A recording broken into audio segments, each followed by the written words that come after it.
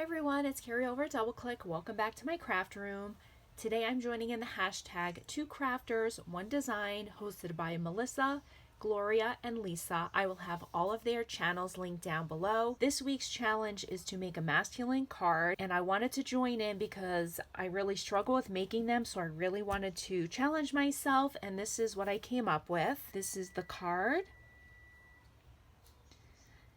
And let me show you the products that I used to make it. I pulled out this Dilutions border and stamp set. So I used this stencil. First I stamped it, and then I went in with the stencil and some gesso. And one thing that I made a mistake on is I stamped and gessoed directly on the card base, and I should have used a layer before I did that work because it kind of bowed the card, but it's okay. It still came out good. You can see here is where I stamped and gessoed. I did it over here and I did it over here. And I am really happy with how it turned out. The stamp and stencil really lined up nicely. I used some distress inks.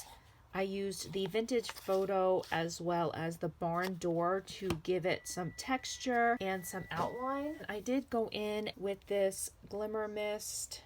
This is the Black Magic. And I did spray some of the card just to give it some extra texture and dimension. For the film strip, I used this old Sizzix film strip die. The Happy Birthday, I used this Dorsarella birthday set.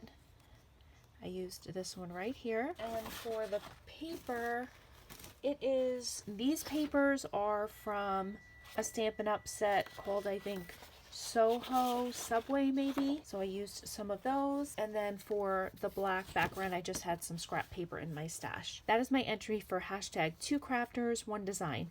Thank you guys so much for stopping by and have a great day. Bye guys.